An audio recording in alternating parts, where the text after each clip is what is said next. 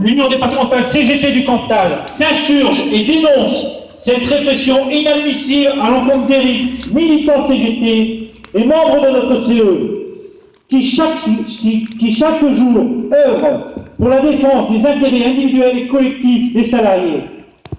Cette grande entreprise, qui est la Poste, applique le concept de la terre brûlée en mettant en place une chasse incessante sur les militants syndicaux. Mise à pied, tentative de licenciement et révocation de fonctionnaires. Voilà la politique menée actuellement dans cette administration. Cette convocation fait suite au combat des facteurs de Jussac dans le Cantal, contre une réorganisation incessante et inacceptable. Éric Chanu était présent pour les soutenir activement dans leur combat en tant qu'élu CGT et secrétaire au CHSCT. Ce jour-là, l'attitude de la direction en place dans ce bureau n'a été que provocation.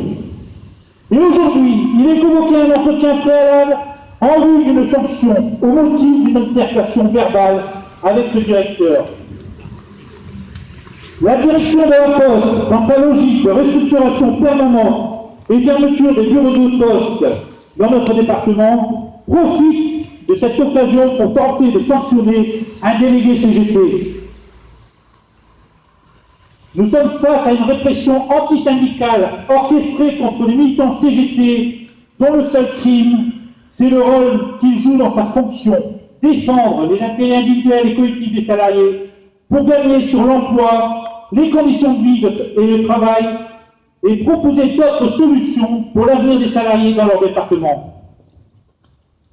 Le patronat se voit pousser des ailes avec un gouvernement plus apte à faire condamner des ouvriers, des syndicalistes CGT qui n'ont comme seul reproche d'avoir défendu leur emploi.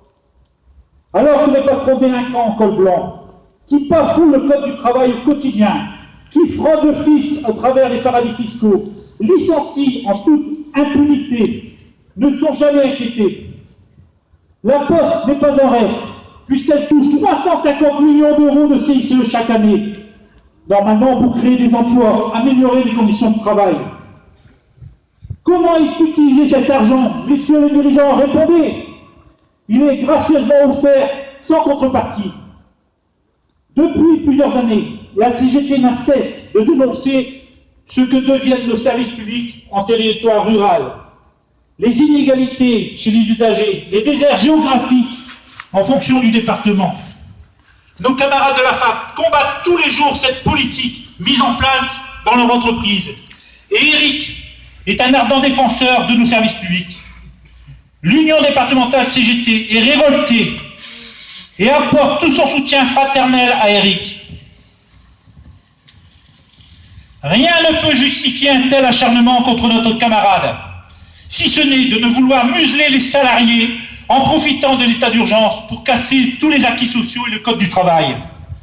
Le but est de faire taire et de faire peur aux syndicalistes pour qu'ils cessent de se battre.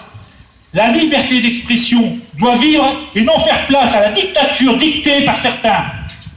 Alors mes camarades, réclamons la répression patronale pour leurs délits. Il faut en finir avec la criminalisation de l'action syndicale et collective. Exigeons du gouvernement, justement, qu'il vote une loi d'amnistie sociale. Messieurs les dirigeants de la Poste, soyez sûrs que la CGT, toute la CGT, continuera à agir avec ses syndicats pour faire respecter les droits des salariés et combattre toute forme de discrimination et de répression syndicale. L'Union départementale CGT du Cantal exige de la direction de la Poste l'arrêt immédiat des procédures disciplinaires en cours à l'encontre de notre camarade Éric Chanu.